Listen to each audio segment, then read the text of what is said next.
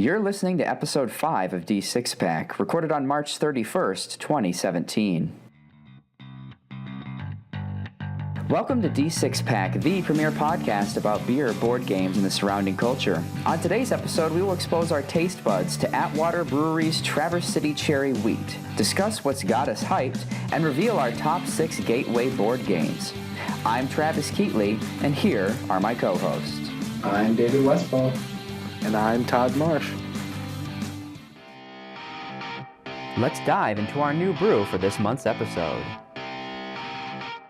So for today's new brew, we're going to be talking about Traverse City's Cherry Wheat from Atwater Brewery. So I'm going to start off by just reading the description on Atwater's website.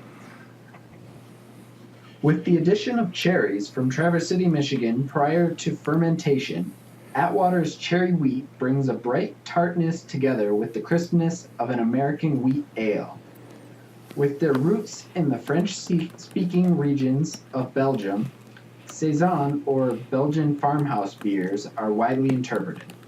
They characteristically make use of seasonings, spices, fruits, or vegetables while available when they are brewed. And Atwater claims this has a alcohol by volume content of 5% and an IBU of 13. So, all right, let's crack them and see what they taste like. Let's crack them and thwack them. This sounds good this week or this month. Oh, this week. You know, who knows what time it is? it smells good. Yeah, it does. Looks Smells good. like wheat. All right. Look at that color. It's a great golden color. Yeah, It's golden rich. That's probably my with a little favorite bit of color for red beer. there. Yeah. With a hinty red, yeah. Oh, wow. It's a wheat beer. Yeah. I can Pure- taste the pure cherry wheat. though. I can too. Do you not like cherries? I love cherries. I'm not a fan of eating wheat. Me but too. I love some cherries. All right. Well, Ooh. we will keep sipping All right. on that, but in the meantime, let's move on and do our hype. Here's what's got us hyped. So for this month's What's the Hype segment, we've got, subjects ranging from movies to board games and a little bit of everything in between. So Todd, how about you start us off with your hype? Okay. So, last episode we talked a lot about superhero movies. So that really got me in the mood. I think I watched next couple days after the episode, and this was really fun. So, obviously something I'm hyped about. We talked about this movie last time, Guardians of the Galaxy. Well, Guardians of the Galaxy Volume 2 comes out this year. It releases May 5th. So I think just a little over a week after this episode drops. So I'll be ready to watch that by then. So Guardians of the Galaxy, I am a fan of. It wasn't on my list of top franchises, but it definitely is something I am a fan of, or wasn't on my list, I don't even remember. But I'm really excited for this. Bringing back, Star-Lord, Drax the Destroyer. He's one of my favorite characters. And it looks like in the trailers, Batista's doing a really much better job as him. He seems like to be a lot more funny of a character. He's making a lot more jokes, just, nothing... he just doesn't get things, but he's just super funny because he's just brash and says everything that comes to his mind, embarrasses everybody and puts them in awkward situations. So that's really funny.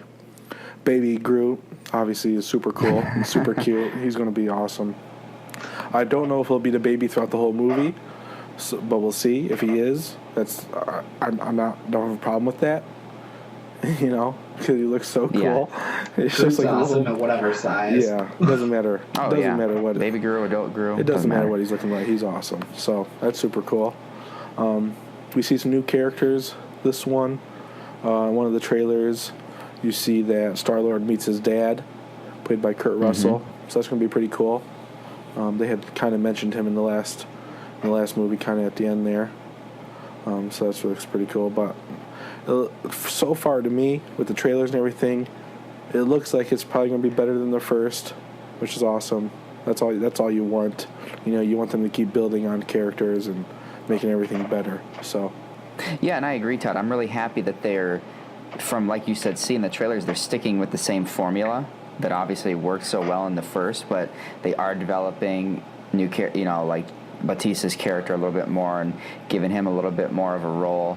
But he is just going to be saying some off-the-wall stuff, like the totally oblivious, but he's definitely still got a major role, and he's definitely the brute, like you're saying. And I'm really excited to see Baby Groot. I mean, in the trailers, I think that's all he says, right? Yeah, it's I am Groot, man. I am Groot. I am Groot. So let him be Groot and let it. It's coming out on May the 5th. Is that right? Yeah. Okay. Very cool. Yeah, I'm super excited for this one. I loved the first Guardians of the Galaxy. I forget already whether that made my list or not, but I think whether it made my list or not, this movie might put it on that list if we redo it in the future. So, I don't know what you're talking about. It was your number one. Was it? Yeah. Oh. Yeah. So yeah, I think it made the list. I think it made it too. Well, I guess Travis isn't the only one of us with memory problems then. No. Hey, that's right. We're all human. We make mistakes. Yeah, But no, I am excited to see this one. Apparently, it was my number one. The first one was my number one. So. Of all time. So, it's all right. But yeah, the first one was hilarious, and I think this one is hopefully just going to be better. So yeah, this will be one that I'm rushing out to see in theaters. Definitely. Yeah, for sure. Definitely. I'll try to see an IMAX if I can. I got that nice theater with the big squishy reclining chairs that they bring you food and drinks. That's and, nice. Now see, I'm going to digress a little bit, and I know this isn't what we're discussing, but I prefer the seats, Dave, like you're talking about, where you can lay back and recline, over the huge IMAX 3D. Like, I feel like I have to literally move my head to see the whole screen. Right. You know what I'm saying? 'Cause it's so big, but that's for another episode altogether.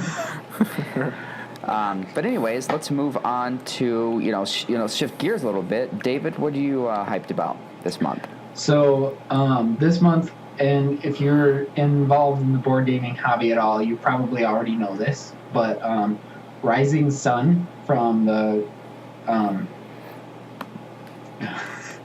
I'm blanking on the name now.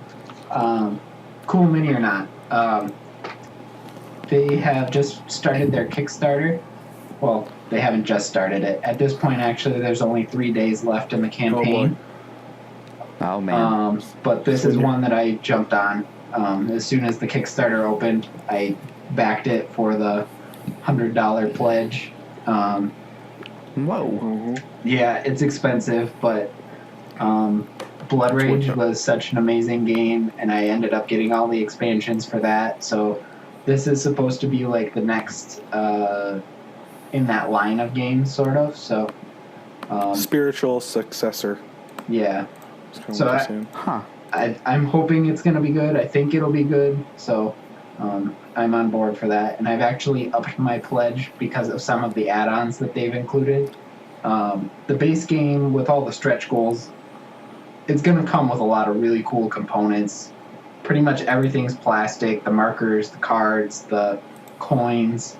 There's like these little yin and yang tokens that symbolize temporary alliances with other players.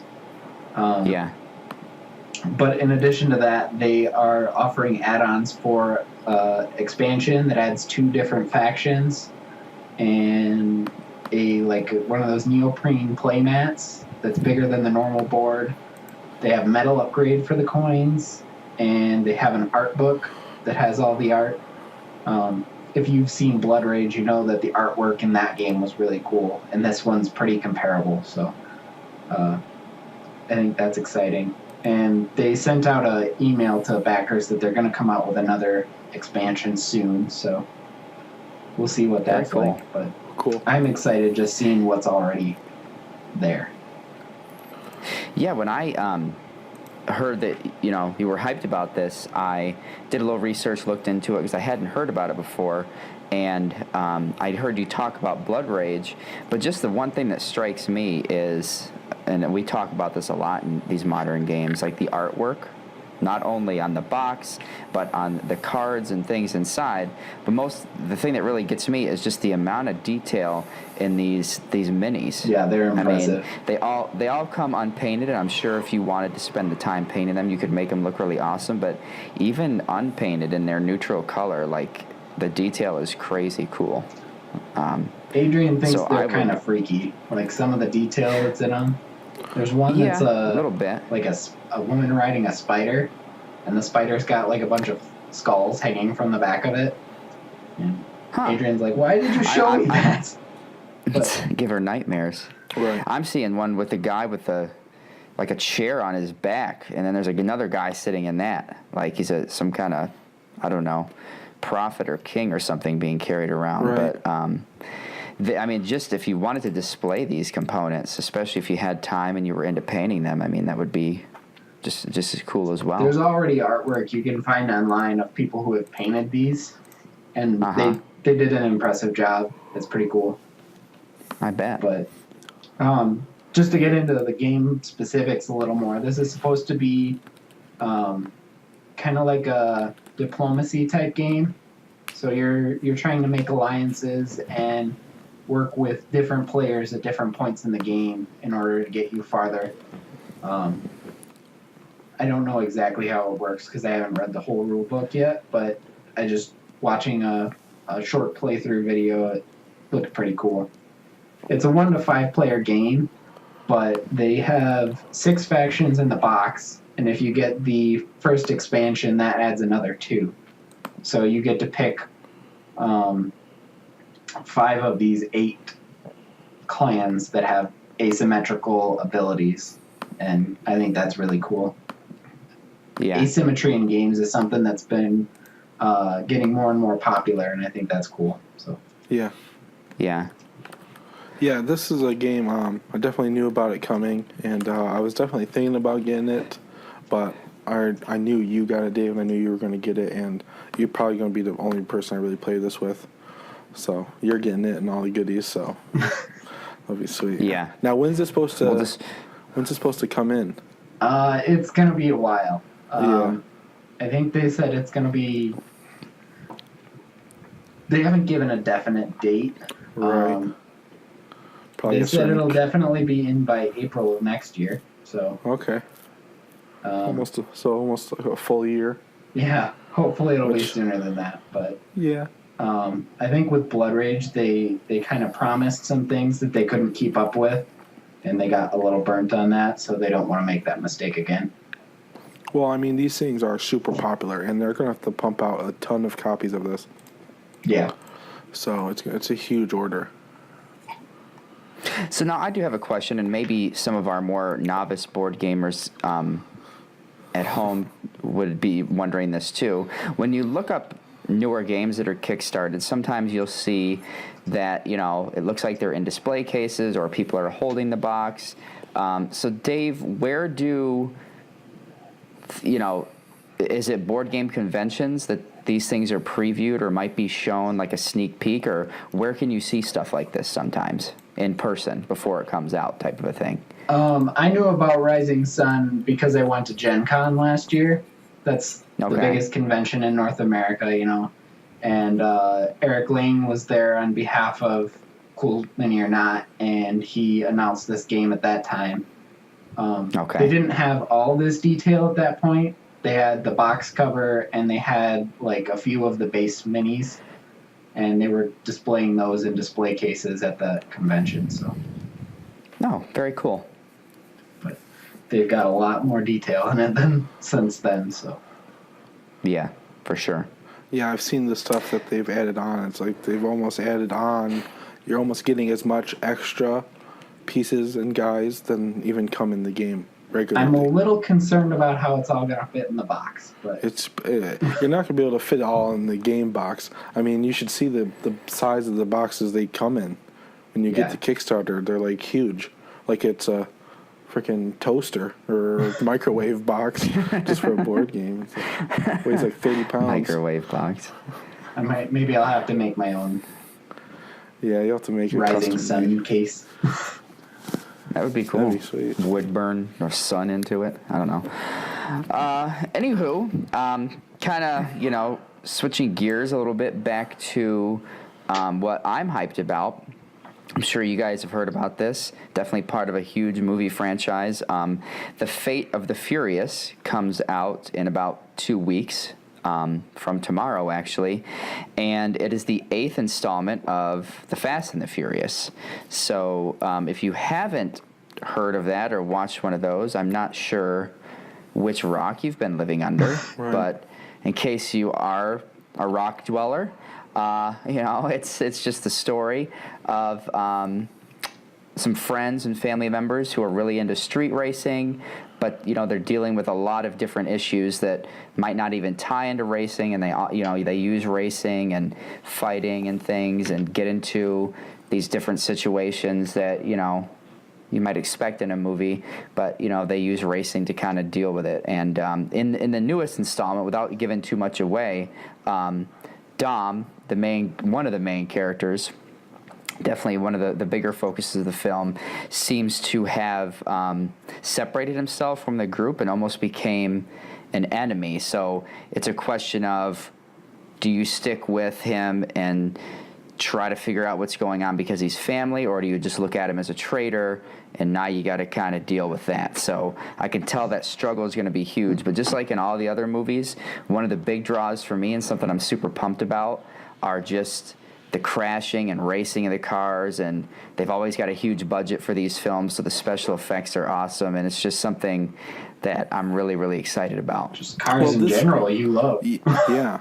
And it's these type of movies where they, with their big budgets and everything, they show you cars that aren't even out yet, You get to see cars that are coming out in a couple of years, or, concept cars and all that, and they always look so cool and everything. And now with these movies, I like these movies a lot. I remember the first one way back when was so cool. And that one way back when, it really did focus in on the racing a lot, where now they've become just these over-the-top action, just super action, bunch of crazy stunts and all this stuff. So they really become over the top, but they're really entertaining. It speaks a lot to the series, just how many of these Fast and Furious movies they've made. I think this is going to be the 8th one. It is, yeah. So that's insane. You don't see very many movies that have 8 in there. No. And I think, Dave, going off of what Todd said, the reason they're still around is because they've evolved. Like, he hit the nail on the head. When they first started, it was about seeing the coolest cars and seeing all these races and kind of cool camera angles and how you feel that tension of the race. And now it's transitioned into, like, how many big-name, muscular superstars can we get in there to fight each other? Right. Now you've got Dwayne Johnson in there. Which is awesome. And it's awesome. So, a lot of action, but, hey, I'm not going to complain about it. They know what we want. So I think it's still got a good storyline to it, too. Oh, for sure. From the 7th movie, there was a lot of family focus in it. Right. And, I forget the actor's name. Played Brian in the movies. Paul Walker. Yeah, Paul Walker, unfortunately, has passed away. I know, which sucks. Which was ironically in a car crash, wasn't it? Yeah. It was. But anyway, he was great in the movies, and it's going to be kind of weird to see one without him. But the other cast, like you said, it's star-studded. So, and with the action and the cars, it's something I'm excited to see as well. For sure. And we definitely have a lot of exciting things that we're hyped about. So that's going to be it for the hype for this episode. And for this episode, we're actually going to introduce a new segment. We're going to dive into the mailbag. Let's dive into the mailbag.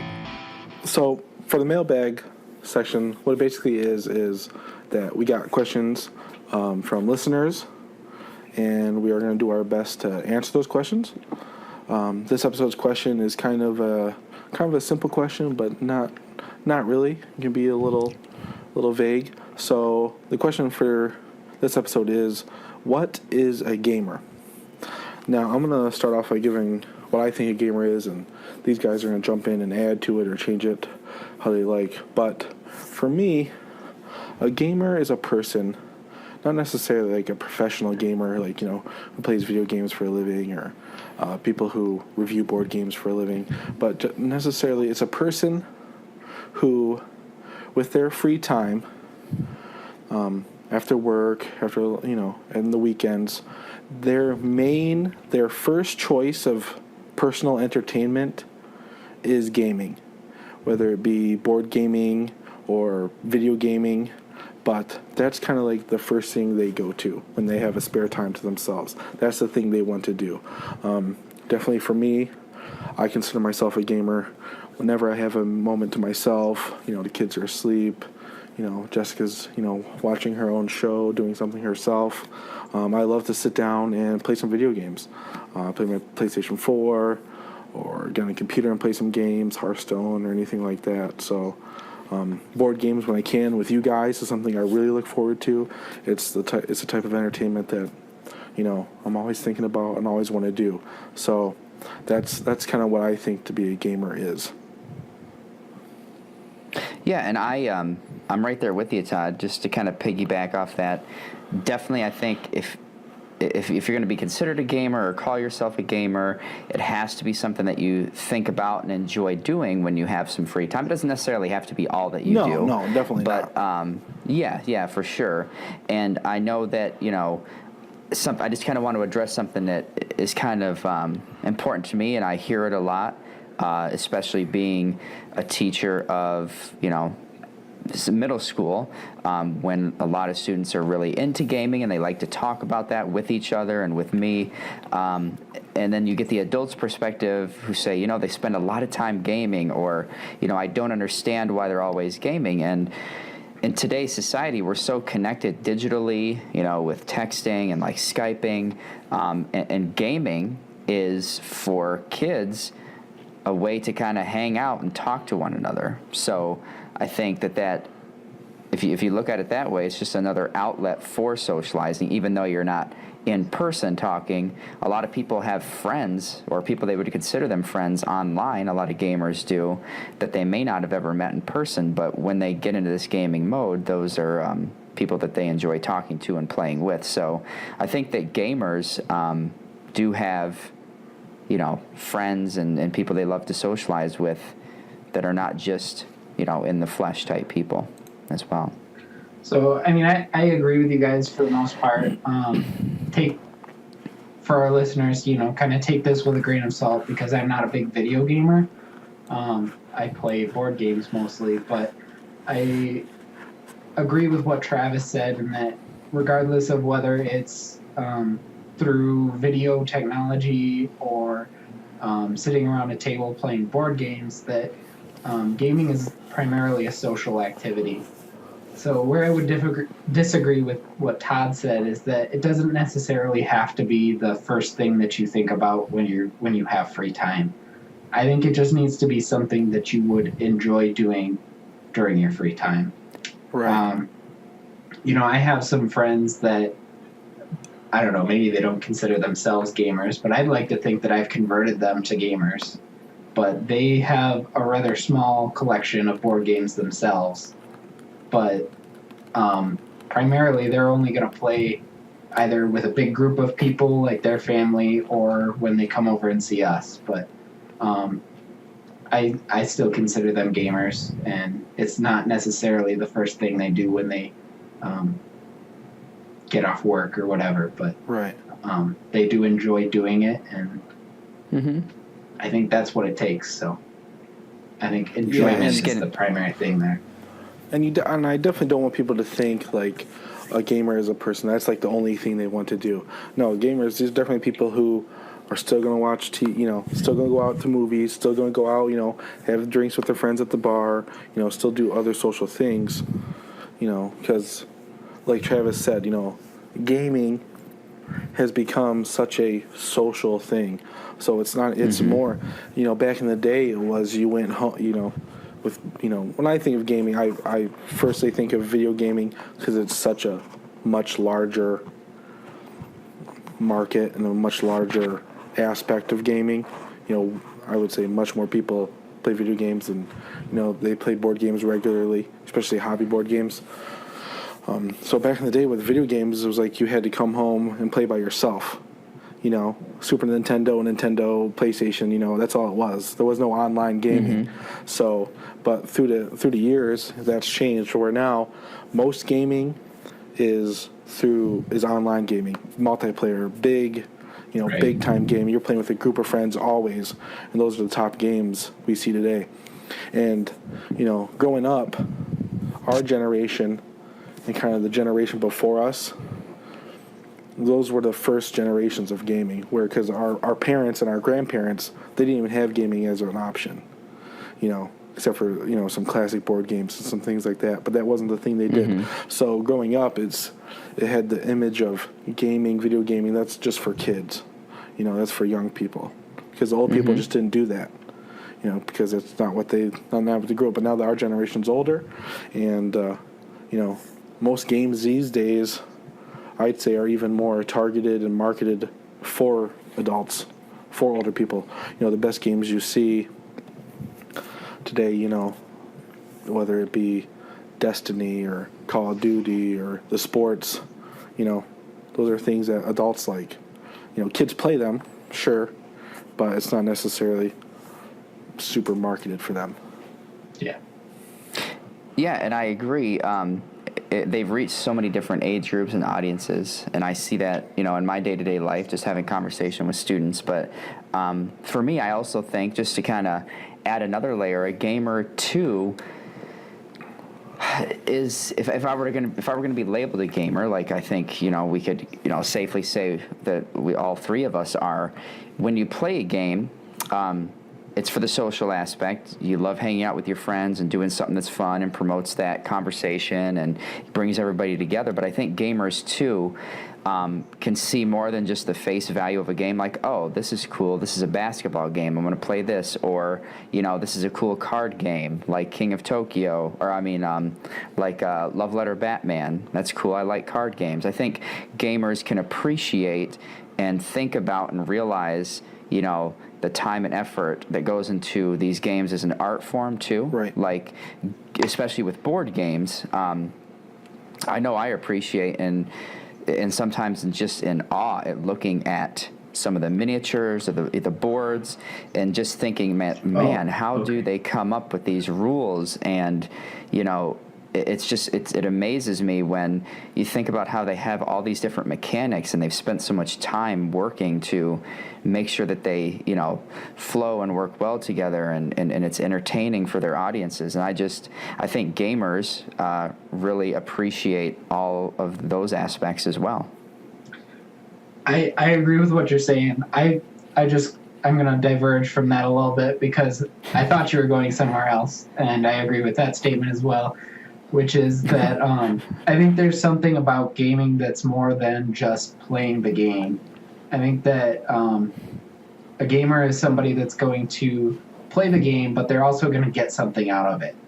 If that's Call of Duty, that might be working as a team to capture the flag or whatever mode you're playing on. Just eliminate the other team if that's the thing. Or with a board game, you're always trying to improve your strategy to either beat your top score or beat the other players or just improve where you came in since last time. So I think a gamer is going to learn to take something away from that game, whether it's something they've played a million times or they're playing it for the first time. Right. I definitely think that, like how you're saying, a true gamer, tries to get as much knowledge as they can. They're going onto websites and seeing what's coming out next, and going to review sites and seeing what other people think about it, or say what they thought about it, and looking and see what what's the next game coming. or how to beat this part of the game. I mean, I'm stuck on this level. How did you guys beat it? And, they're just, they get so much enjoyment from it that they just, they want to, it keeps going and growing and growing and growing. It never stops.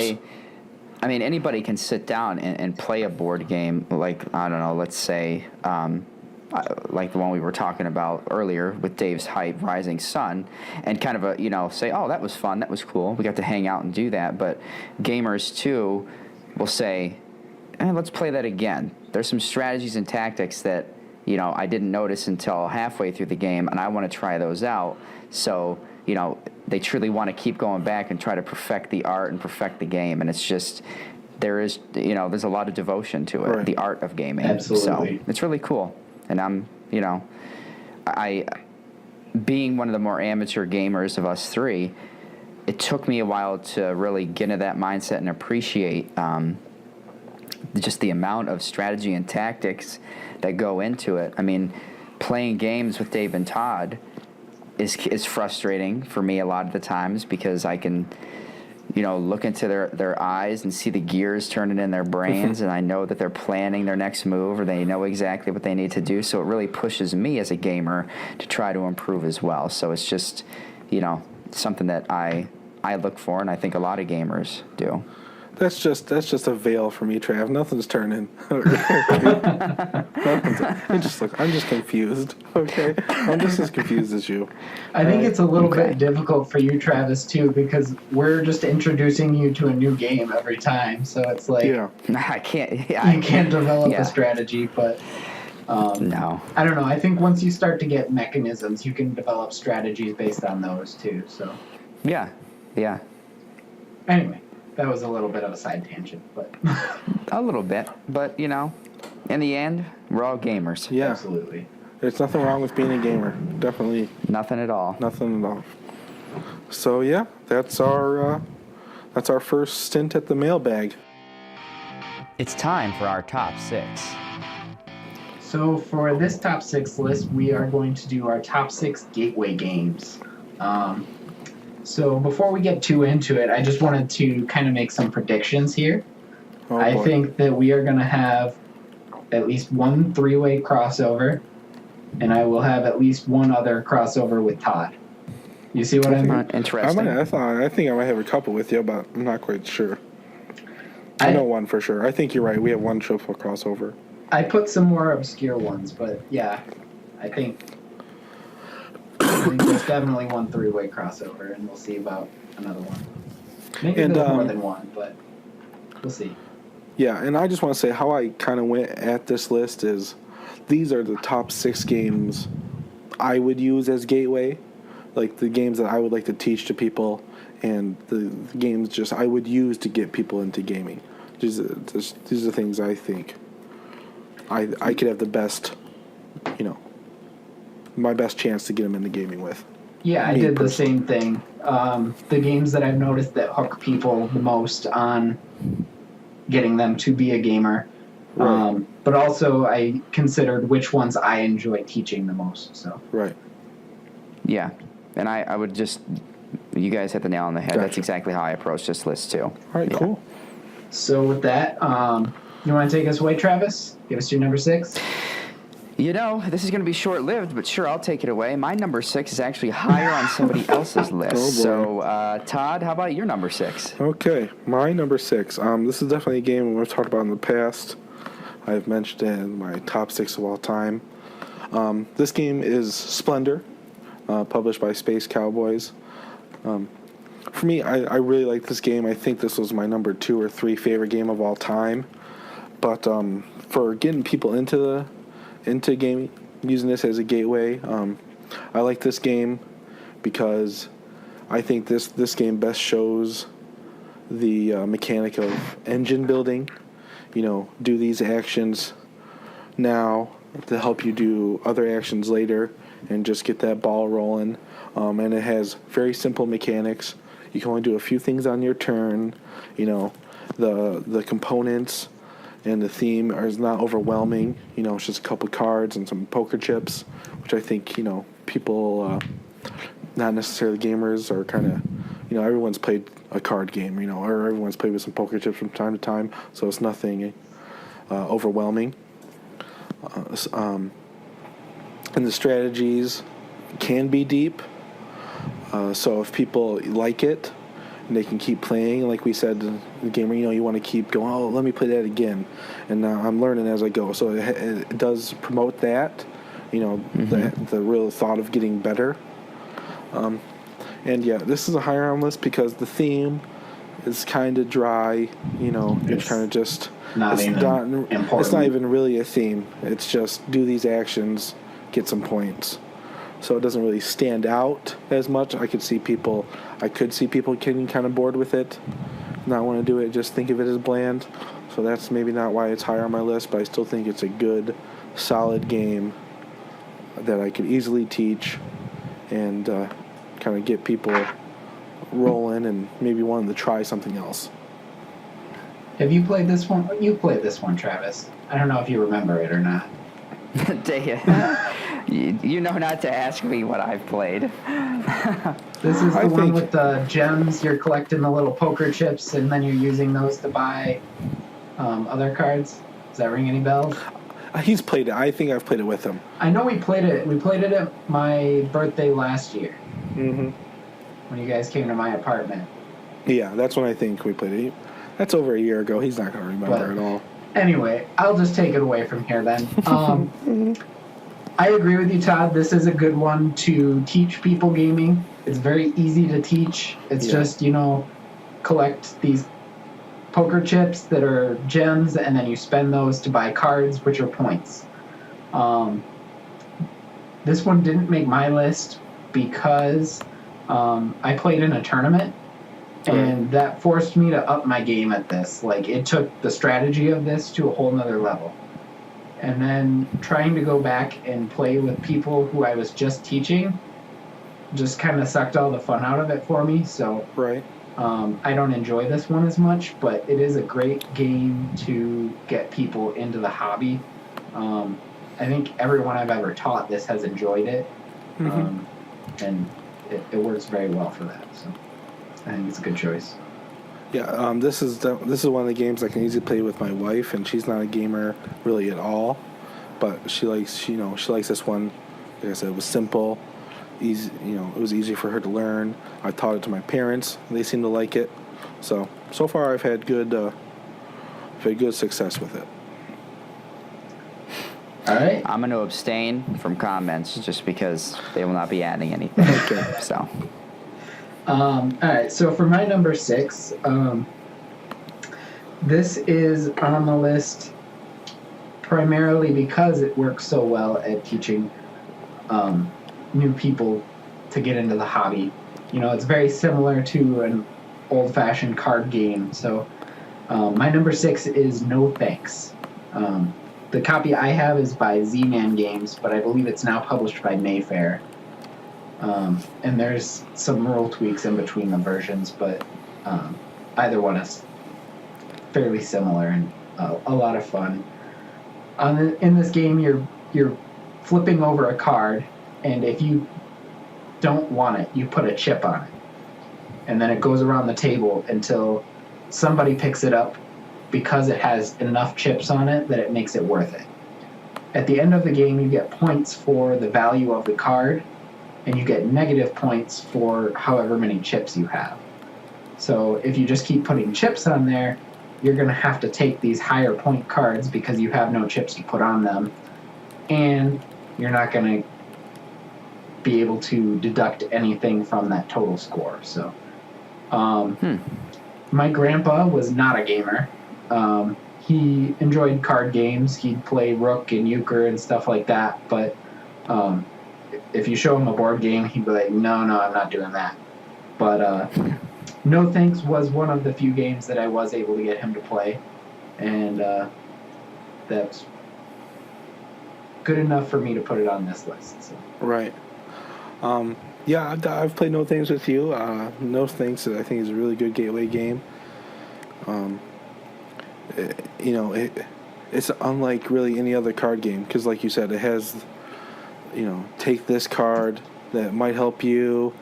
if you can get them in sequence, that helps the most, because that you always get the lowest number of your sequence, right? Yeah. So that helps, but you might get like a 35, and a 33 might pop up. So you might take that. Hopefully, later on you might be able to squeeze in a 34. But if you don't, then you're stuck with a 35 and a 33, and the lowest score wins. So you don't want those high value cards. This game, I didn't even think about this game for my list. I don't think it would have made mine, but it would have been close, probably in the top 10. It's one of those games, you play it, you want to play again, you probably want to play again. It's quick, too. And then you want to play again, and then you probably don't want to play it. I'm like, okay, I've played that 4 times. That seems good for a while. So that might not come out as much for me.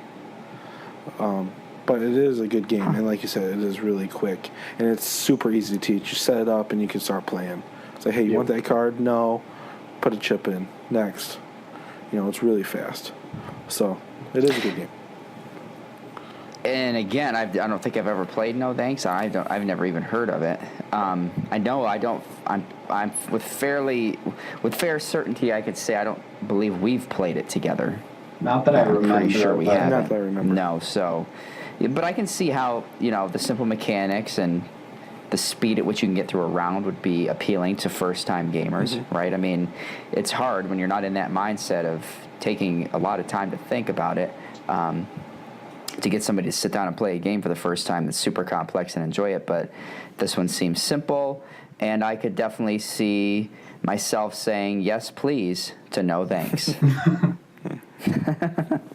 All right, so with that, I think we'll move on to our number 5 then. Todd, you want to start us off with this one?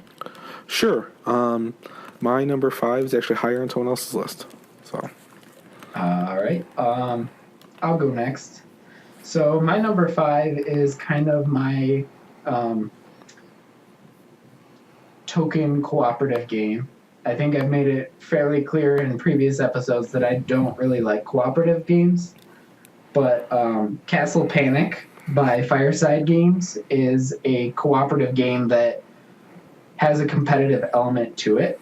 So the basis of it is that you are the defenders of this castle, and you have a hand of cards which represent different knights, I guess, or archers, or defenders of your castle, I guess is the basis of it. And they are going to attack monsters which are coming at your castle from all different sides. And if you kill them, then you get to keep the monster, and it usually has some sort of point value to it. So in that regard, whoever kills the most monsters, you can say is the winner. Mm-hmm. But it is a cooperative game. If the monsters get in and destroy your castle, everybody loses. So you don't want to just screw your neighbor over, but you're trying to work with them to do as much damage as you possibly can. So I don't know if either of you have played this game. I've only played it once. I played it with you and Adrian at Grand Con. Oh, yeah, that's right. A couple years ago. It was the first time I played it, and I liked it. We were, so close to winning. Yeah. We lost right at the end. I mean, cooperatives can't be that easy, or they're no fun. But No. So it was fun and exciting. I remember that. I actually have a newer version of this called Star Trek Panic, which works similarly, but it's actually more of a cooperative game because you don't get those points for defeating the monsters. But you are trying to complete missions from the original Star Trek series, and that's a lot of fun too. So, but I just put the basic Castle Panic on this one because I think that's more appealing to a broader audience. So, for gateway games, that's the one I would use, I think. Very cool. How about your number 5, Travis? Again, my number 5 is higher on somebody else's list, so I'm going to have to pass it on. All right, you want to just go with your number 4? My 4 is higher on somebody else's list, so I'm going to have to pass it on. We're going to have like 7 crossovers. I did not expect Travis to have this many crossovers, but I guess not. And full of surprises, you guys. Full of surprises. What's your number 4, Todd? Okay, so my number 4 is actually a game I talked about last week. I talked about Sushi Go Party last week, but for me, the original Sushi Go, I think, is a great gateway game, especially for learning the drafting mechanic. Take a card, pass the rest, set collection, like that. Great art, simple to teach, easy to start to play. Just shuffle up the deck and deal and play. Can play a bunch of people. Good for families, everything like that. This is definitely a game, with learning drafting. And you can work up to other games like Seven Wonders and things like that, which, are kind of gateway level, but kind of a little bit higher for me personally. So I think this is a good game. Teaches a good mechanic. And, sushi. Who doesn't like sushi? It's delicious. It's awesome. Yeah. I actually don't like sushi. Oh, my gosh. Oh, Lord have mercy. My goodness. Travis, you can't say anything. You don't like tacos. This isn't called Taco Go. Taco Go. Okay, it's Sushi Go. You both are dead. We to need me. to eat sushi next time while playing this, Todd, Okay. just to really Hey, I'm cross with that you. wall. Hey, I'm with Okay. you. Okay. Sushi and beer, so- Dave can I've eat played this tacos. with my wife's family, my family. Everyone's liked it. It's the type of game. It's not. It's not super fast because there is a couple rounds for each game, but it definitely was a game that we played. They wanted to play again. Like, oh yeah, and as they went on, they were like, oh yeah, okay, I see what's going on. These cards are pretty good. These cards are, you have to watch out what everyone's doing. So, and they got better with each time we played. So, it's definitely been a great game for me. That's why I bought Sushi Go Party to add more to it and play with everybody in my family. So, that's my number 4, Sushi Go. Yeah, Sushi Go was actually my 5. So, I thought, you hit the nail on the head, Todd. I like the whimsical nature of it. I mean, it's sushi, right? Come on, who would have thought you could make an entertaining game out of sushi? But the reason I put this on here, it's a great gateway game. It's accessible by people of many different levels. I mean, it's a card game. You don't need a ton of different components to play it, and everything is clearly explained on the cards generally. So even if you are playing with somebody who has difficulty remembering a ton of different rules and mechanics that have to work together, it's super accessible in that way. And it's just, you could pull this out, especially right before dinner when you're kind of hungry, and really enjoy some Sushi Go. Yeah, I don't have a lot to add to what you guys have already said, but and Todd kind of touched on this already, but I think the cute artwork, these are personified sushi, so they got little smiley faces on them and stuff, and just the table presentation of that, I think draws people who maybe aren't big gamers in, and it's a good way to get people interested in a drafting mechanism. Yeah, For sure. DAR is definitely something that put it way over the edge. And hey, you guys want to play this game? They're like, no. I'm like, look at this cute sushi. I know. You'd see it, and you'd be like, what is that? And you'd want to walk over, And I mean, that's half the battle, just getting them over there to the table. Yeah. So it's cool. Cool. All right, so my number 4 is it's newer here in America. This came out 2 years ago over in Europe from Horrible Games, but Cool Mini or Not released Potion Explosion just last year at Gen Con. Okay. This is on my list because of its mechanic. So Potion Explosion works pretty much like Candy Crush. You have this neat little dispenser that drops marbles down a track, and you are pulling marbles from that, trying to get similar colors to collide. And if you collide similar colors, then you get to pull those off and collect them to put into your potions. And then as you make potions, those both get you points, and they give you special powers you can use later in the game, depending on the type of potion that it is. So, like I said, the mechanic, pretty much everybody's played Candy Crush at this point. So that is an appeal that can help you hook somebody just on the explanation. But in addition to that, the dispenser and the marbles rolling down, again, this game has a lot of, pun intended, eye candy. It draws people to the table, just all the moving parts and the colors, and it's a very attractive game. Yeah, Dave, I was, to piggyback off of that, I think that you hit the nail on the head again. Everybody has played, if not Candy Crush, some game that's something very similar to that. And the visual appeal, like, again, you see it, you're like, what are they doing with marbles? Little kids will come over and eat them. I mean, it's just, it attracts people of all ages. Todd can attest to that. But I do like, that you're taking the marbles in order to make the potions that you can use as power-ups later in the game, because it creates this thrill and this drive and this tension, like, oh, I need one more marble to get this cool power-up. So it doesn't really become bland, because you never know what marble color is going to come out next. And it's simple, but it's fun, and it really is, every time you play it, drastically different, because you don't know how it's going to end up. Right.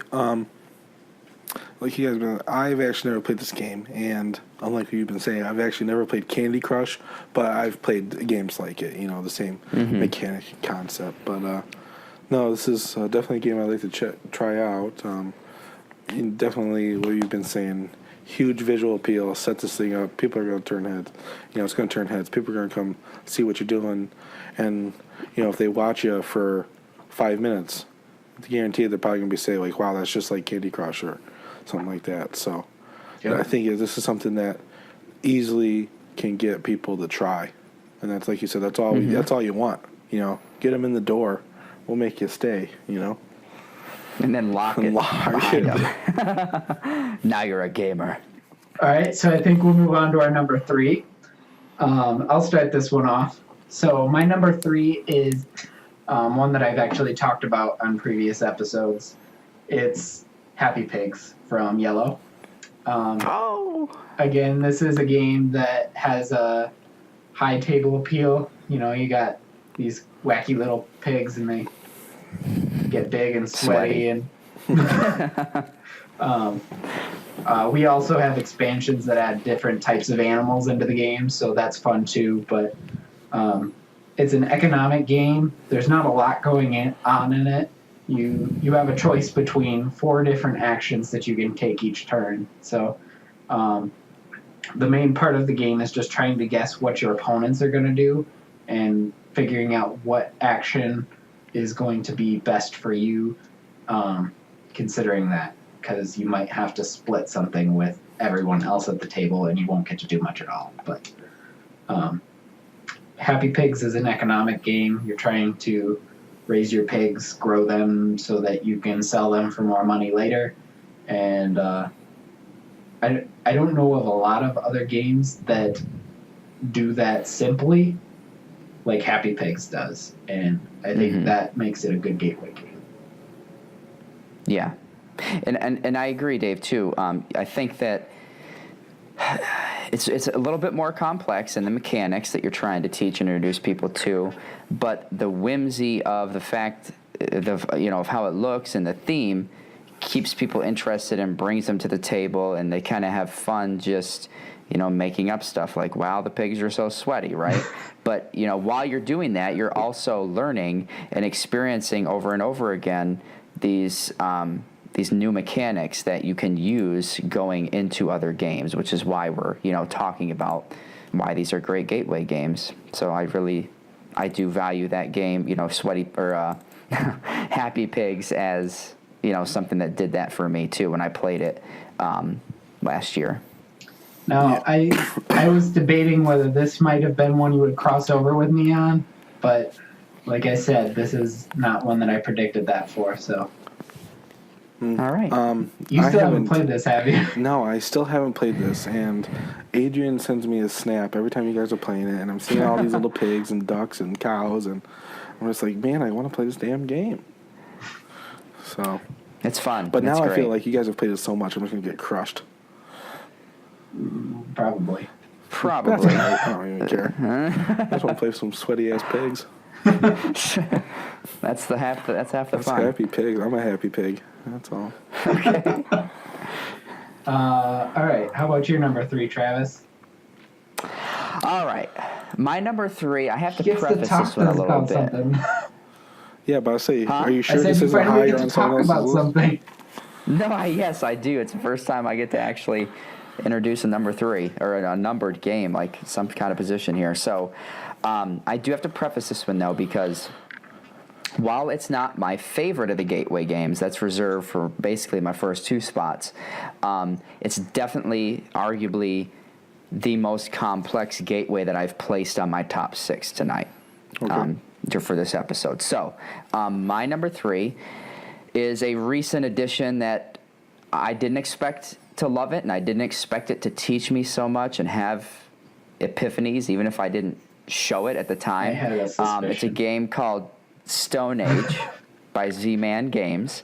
And the general preface, an idea behind this game is that you are trying to, in a few different ways, whether it be different cards that you're collecting, moving your little pawn around a score track on the outside of the board. You're basically trying to score as many points either immediately or saving for the end of the game that you can, and you have to do that by collecting resources and expanding your village if you want to go that route. Dave can also elaborate on this a little bit later if I'm not, using the correct jargon. But you're collecting these little, I don't even know what you would call them. They're cardboard pieces that go on your little playing board. Buildings. What are those considered? They're buildings. Buildings, yeah. They're buildings. So you can collect buildings and then have the cards that will modify those and multiply your points later on. So really, you have to keep track of a few different ways to score points and kind of strategize and plan that out as you're going. And you almost have to kind of pick a path early on and say, well, it looks like I'm going to try to score my points with the buildings while also dabbling a little bit in the immediate score track around the board. And so, it's fun because it's not too overwhelming. It's accessible. It's not like another game that I've played that is a little more complex called Scythe, where there's a lot going on. But Stone Age, I think, it just does a really great job of simplifying these more complex mechanics, and it's definitely taught me a lot about, especially the strategy side and planning ahead in games. And that's why it's my number 3. So I had a suspicion that this was going to be one that was on your list. Yeah. After watching, you really seemed to enjoy it as we were playing it, so I thought this might be. This didn't make my list because it's a worker placement game. Just that mechanic is usually a little bit overwhelming for newer people to gaming. So this probably wouldn't be one that, if someone had no experience to gaming, I wouldn't be like, let's play Stone Age, because they'd crap their pants. But it is a lot of fun, and it fits this list because it's a gateway to other worker placement games. Mm-hmm. This is the best way to explain that mechanism to other people, because you only have 5 or 6 options maybe, whereas other worker placement games you have north of 10. Yeah. But like Travis said, you're building these buildings to get points immediately, or you're collecting cards that'll give you multipliers for other resources or goals that you've completed throughout the game. So there's still multiple ways to score in it, like other worker placement games, but it's a lot of fun. Yeah, I've played this game. I really enjoy this game. Kind of like David, this is not something that would make my personal gateway list, because I know the people who I really introduce games to most regularly, this is not in their wheelhouse. This is beyond, way beyond them. I got a long way to go before I introduce something like this. But as David just said, the gateway. This is the perfect gateway for worker placement. You know, you definitely don't want to just jump someone into like something like Scythe or anything crazy or Caverna or anything like that. That'd be way too much. But this is, I think, a good starting point. And you know, one of the things that we've been mentioning a lot with these games, the visual appeal is great. This is a beautiful looking game. The pieces are great. The board is beautiful, loud, vibrant, you know, really drawing people in. So that's somewhere where I think it might, you know, the difficulty may be a little higher on the gateway spectrum, but I still think it's something that draws people in, and, you know, people might give it a try, you know, just because it looks so cool. Yeah. And I think once they get in and start playing, you know, I think it's something you can, you know, grab onto quick. Get the hang of it, because there's not, like you said, there's not too many things you can do, but there's enough there where someone might be a little confused, you know, the first time, so you might kind of have to help them through it. But really good game. All right, how about your number 3, Todd? Okay, my number 3. This is actually one of the first games that I don't own, but I think is a great gateway game. This is Jamaica.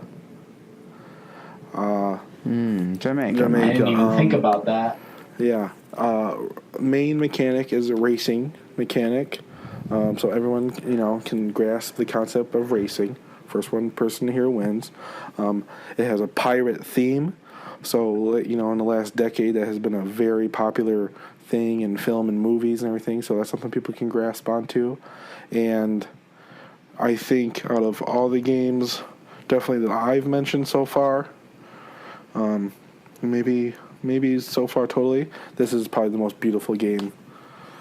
Definitely the most beautiful game on my list. The board is just, I mean, when I was getting into the gaming hobby, this is one of the first games I saw, and I was just like blown away by it. And still to this day, I think it's one of the prettiest games I've ever seen. And you know, with this game, you know, you roll 2 dice, and you set them as either a day action and a night action, and everybody has cards. Okay, so on every turn, everybody has to do something. So it keeps people into the game. You know, there's no downtime, so it keeps everybody interested, see what's going on, thinking and planning. So that helps with getting someone into the game, because you don't want them to lose interest or be bored. And you know, pirates, ship fights, you know, looking for treasure, you know, shooting cannonballs, feeding your crew, you know, just everything about it. I think it's a really good gateway, and the mechanics aren't overly complicated, and I think it's just it's a home run. I am a little disappointed that I didn't even think about this one. I think it definitely fits here. I don't know that it would have bumped anything off of my list, but it's been close. It would definitely have been in the top 10. Mm-hmm. It is a fun game, and that racing mechanism is better than a lot of other racing games, in my opinion. Mm-hmm. It's also very thematic, like you were saying. The pirate theme comes through with the battling of the cannonballs and everything, so that's a good pick. Have you played this one, Travis? No, but I know we've talked about it in the past. Is this something you own, Dave? Yes. So I definitely think that we should add, you know, just as a side note, we should add it to our queue, but I've played some racing games in the past, and I think, Todd, what's the one that you own that we played? I have Formula D. Formula D. Is that the same kind of mechanic as Jamaica? No. Not really. No. Not at all? Okay, because I know I really didn't enjoy that. Couldn't get into it. It's because it's just kind of roll and move. Okay. There's still the roll and move in Jamaica, but you get to pick. Like, each round there's a captain, and they're the ones that roll the dice and determine which order they go in.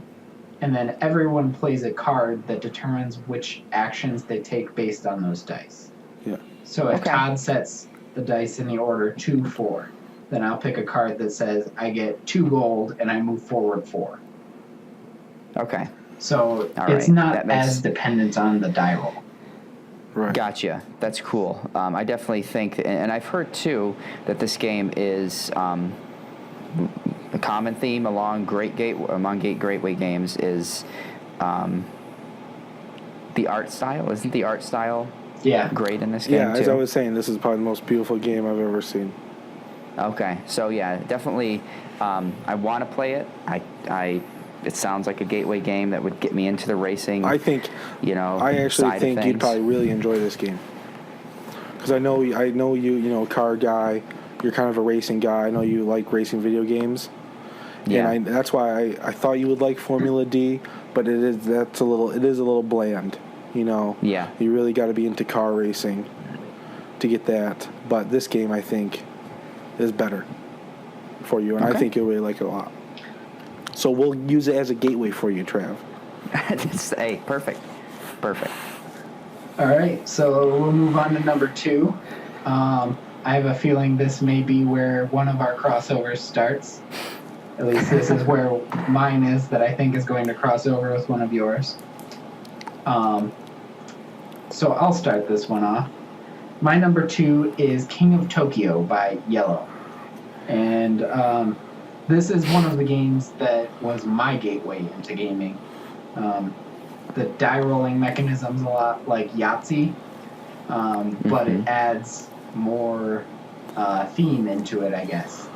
You're trying to roll things to make your monster smash up the city or attack other monsters or gain energy so that it can get special powers. And it's just a lot of fun, and it hooked me on gaming, so I love to teach this one even now, and it's a lot of fun. Yeah, actually, we sync up perfectly here because this is actually my number 2 as well. From our first episode, this is my favorite game of all time, and this is, if it's not the game that got me into gaming, no, it is for sure. This is the first hobby gaming I ever bought. It's one of the first ones I ever really played because I saw someone else playing it. I was like, holy heck, what's going on there? That looks super cool. Hey, can I play with you next game? They said, yep, and I did. And I don't even know, and it was just... The rest is history, as they say. So, yeah, definitely this is the upgrade of the Yahtzee mechanic, and it's just fun for all ages. You just got monsters, and they're fighting, and they're not Godzilla and King Kong, but they look like Godzilla and King Kong. So everyone knows things like that, and this is just I love this game. Yeah, I agree. I also this was my number 4 on my list. And I really I remember playing this also a while ago. It was one of my first forays into more of the dice mechanic where, you have to kind of pick and choose what you're going to do. And there is strategy involved as to what dice you're going to save for your turn. So, again, like Todd was saying, you can't go wrong with the cool monsters that you can get. And I know that they've been continually producing more of these giant monsters that you might not even think of as being monsters. Like I think there's a penguin or something that Space Penguin. It came out. Space Penguin. Yeah, a Space Penguin. And so it's just cool. It's whimsical. Visually attractive. It's quick. It's not going to take you forever to get through. A round of this game, and it's fun because I appreciate games where I can, for lack of better words, kind of beat up on my friends and get them into the city and try to, knock them out before they have a chance to get out and recover. So it definitely promotes, lets you take out your aggression in a good way. So I like it for that reason. So why don't you just keep talking, Travis, and tell us what your number 2 is? Okay, I love to talk. My number 2 is Flashpoint fire rescue. And this is a cooperative game, so if I were to, that's the reason it made this list, is because while I haven't played a ton of cooperative games up to this point, this would be, for me, one that I think is, as long as you don't add the expansions or do the more advanced rule set, a fairly easy game to grasp. Absolutely. Yeah, and so I also like the theme, and I just like cooperating with others when I'm trying to complete a task. But basically you set up a burning building, place some embers around different rooms, or further along in the burning process, if you could call it that. And it's really cool because you can break through walls if you have to get to the people who are placed throughout this grid of numbers and letters dependent on a dice roll. Am I right there, Dave? There's no letters, but it's a grid. Is it just numbers? What's the grid consist of? So you have a D6 and a D8. And the D8's on one axis and the D6 is on the other. Gotcha. Okay, so it's not a letter, it's two numbers. But anyways, you roll the two dice, you place the victims, and then you have to work together to get there. And so it's really not super complicated, but it can be stressful because you're trying to save people and sometimes animals, and I don't know. It's just it's cool. It's fun. Yeah, I like Flashpoint.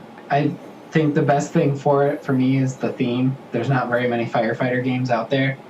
Like I said earlier, though, I don't really like cooperative games in general. I think it is a good gateway game. It definitely fits here.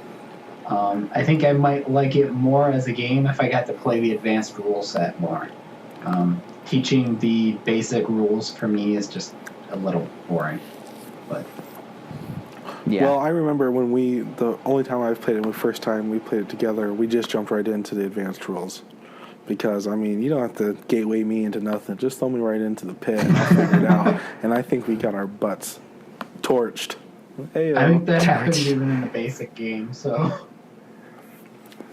But yeah, I think this is a good gateway game, and it's a theme everyone can get behind. We're fighting fires. Yeah.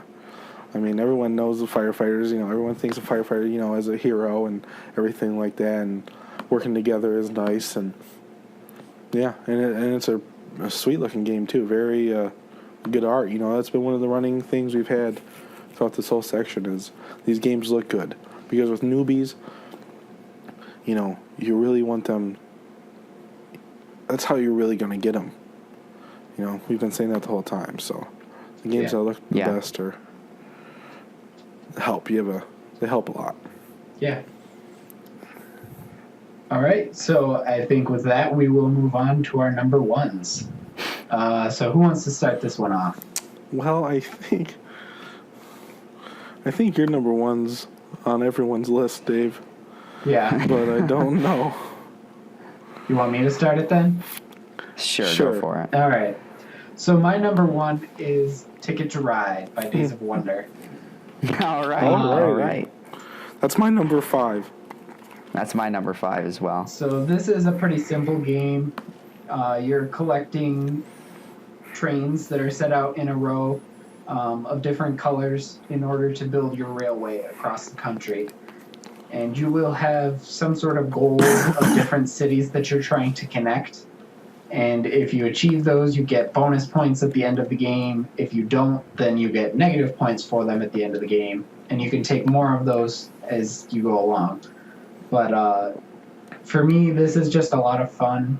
And trains is a theme that a lot of people in my life can get behind. My dad loves trains. My grandpa loves trains. I like trains, probably not as much as either of them, but and the artwork's pretty good too, depending on the version you get. I have the Markland edition, which is a German toy company, makes toy trains, and the cards, like each different card is a different train. So that one's really impressive for me. That's cool. But in addition to that, there are so many different expansions for Ticket to Ride that once you've had enough of that base game, You just add something a little bit extra in, and it like makes the game feel completely new. Or just using a different map even is very small change, but it makes a lot of difference in the gameplay. Yeah, this is, like I said, it was my number 5. This is easily the most popular game on the list. I mean, this game sold in Target, Toys R Us. I think I've seen it in Walmart somewhere. So, widely available. I don't own this game, but I definitely know, like, when my children get older, this is a game I'm going to get, for sure. And, the mechanics are easy to grasp. Draw some cards, or play your cards out and set up a train. And it's just this is one of those games where it just looks so cool as you're going. You're building your route and you can see it, and and you have your route's secret, and all of a sudden someone cuts in front of you, and you want to say something, you want to be mad, but you kind of have to be sneaky and be like, oh, okay. And you don't want to give away where you're going, because then people really screw you. And that's probably why it's a little lower on my list, because if new players and advanced players, it can be a little mean. If you once you figure out where someone's going, you can almost block them completely off, and that can be such a negative. That can be such a negative feeling, and it can turn someone off. If this is their first time playing it. But I mean, if you're playing with a lot of new people, that's not going to happen as much. And if it does happen with new people, at least it's all new people against new people, and it's not a big a deal, Yeah. But that's about it. Besides that, this is a great game. Yeah, I agree. It's simple, it's fun, and I kind of like that. The aspect of the game to where you can, like you said, Todd, you've got a plan, and if somebody kind of messes with that, you've got to kind of basically just adjust on the fly, and you don't want to say anything, but at the same time you want to say something. So I guess if you have anger issues, you might want to avoid this. But other than that, it's just fun, it's easy to teach, and the board is so cool because it's a fairly large board for one, and just, trains are just something that's been a huge part of our history. Kids enjoy them, adults like them, and it's accessible, and like you said, you can get it anywhere pretty much. Well, yeah, like you said, trains, it's weird because it's like you play with like the older people in your family, and it's like nostalgia, It's like, oh, we used to have to ride the train from here and there. And you play with the younger people in your family, it's like almost like a mystery. Like, what's a train? What's a train? I like it. What's a train?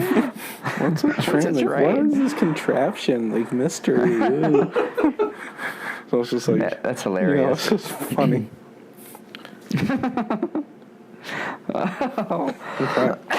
Okay. All right, I'm going to make an executive decision and say I want to hear your number 1 first, Travis. You sure? Yeah. Any guesses? Yes. I'm going to guess Love Letter. Nope. Man. I was sure Love Letter was going to make your list. I definitely thought about it. It's on my short list. It's trying number to think. 7. Is it The Resistance? Nope. No, well, I don't know. That's all I got. So, this is a game I could come back to and play all the time. I don't even know what it teaches me, but, I just think that the pure enjoyment and the fun that you can have with it, the game, for me, that's my number 1 gateway is Survive Escape from Atlantis. Okay. This is more of a personal, coming from my heart type thing. I think that, it's simple. You and Adrian both. But it's kind of got elements of Catan, right? Where you pick up the pieces off the land, or am I wrong? I don't think you pick anything up in Catan. It's been a while. I'll erase that. I guess they're just octagonal pieces, Trav. I mean, that's really what it is. That's They're right. It's the hexagons. shape. It's just It's the They're, shape. it's some sort of polygon looking thing. Okay. Check. Trains. What's that? Trains. Okay. So, again, Survive Escape from Atlantis is just... I don't even know. I love the game, and it's a gateway to my heart. It's because you're a violent person, and this is a very aggressive game. Yeah, You sure. love watching people die in the water. by being eaten. But no, it's a yes. fun thing. Yeah, this is a good game. I think this made my short list when looking up gateway games. I definitely wrote it down. Yeah, as you know, as we've been saying throughout, looks great, cool mechanics. You know, who doesn't? You know, everyone loves sharks, and there's sharks in this. So who doesn't love eating somebody with a shark? You know, get that. You know, sometimes when you're using a gateway with like a family, a meaner game can kind of go over well, because every family has that. They want to kill each other. They want to kill each other deep down. So when they get to fake kill each other in like a game, they just revel in it and just love it. And haha, I showed you. They just love getting at each other, and in the family setting. So those can go over really well.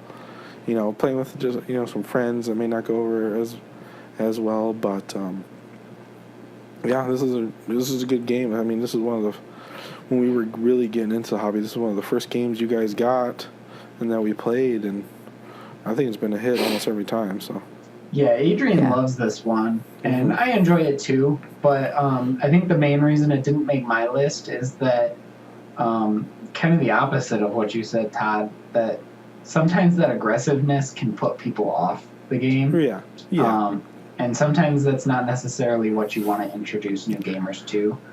But I mean, I don't think there's anything wrong with using it as a gateway game necessarily, but hey, in my family, the more aggression, the better. Okay. Yeah, you just have to be kind of cautious in who you're introducing to it. Yeah, to make sure they're going to be open to something like that. Yeah. Yeah, this would be something you'd want to play, I think, with people you're comfortable with and Yeah, and you got to tell them beforehand, hey, you're going to try to stick it.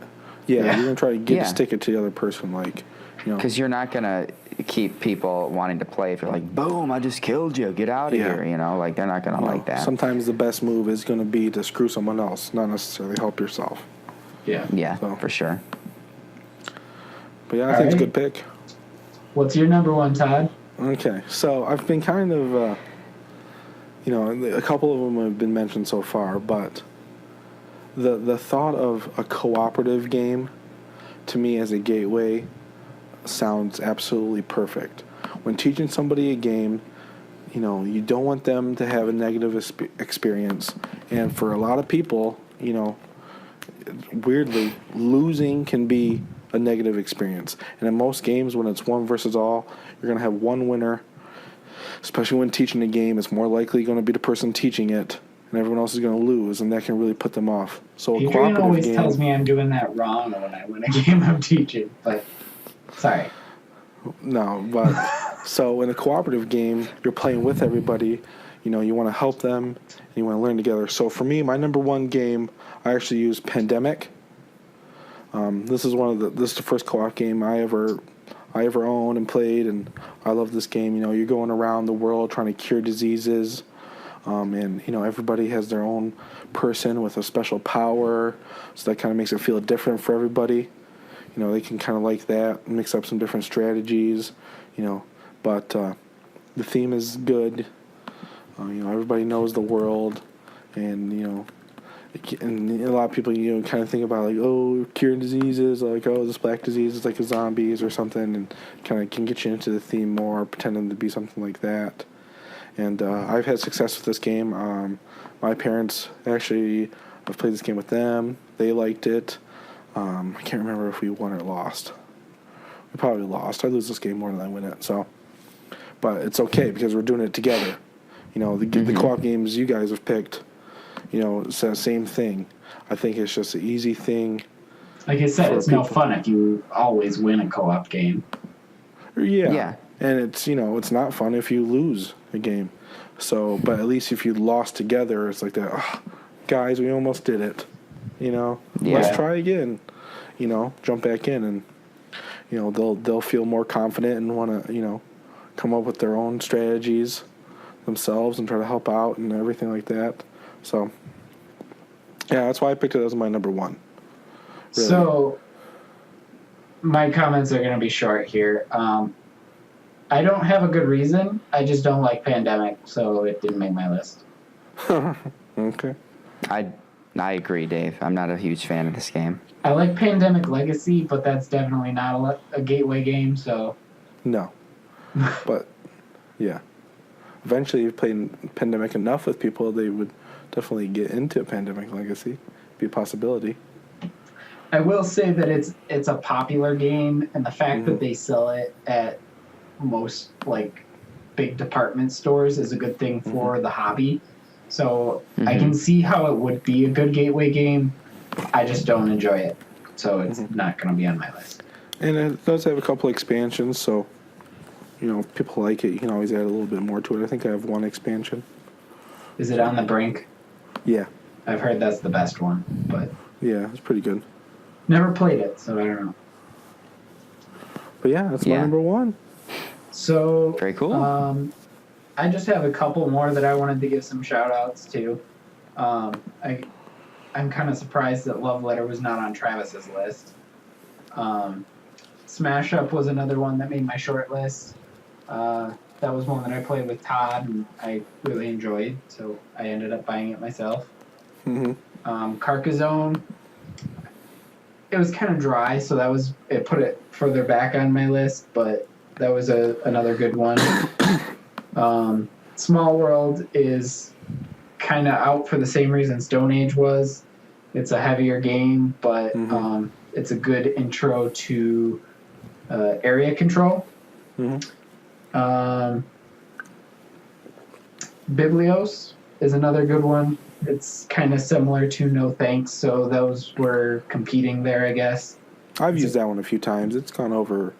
I've had mixed reviews on it. It's weird because it's played in those two phases, but I enjoy it. So yeah, I like the game a lot. And then the last shout out I had is for Suro. It's pretty easy to explain. You know, you put a tile down and you follow the path. So, but just some other games that made my short list, but I didn't feel were in the top 6. So yeah, I agree. Smash Up was on my short list. I have a game called Las Vegas that was on my short list. I play that with my family all the time. It's just there's not really a theme there, and it's not. The other games on my list I think are better. And there's a game I played a long time ago called Kingdom Builder.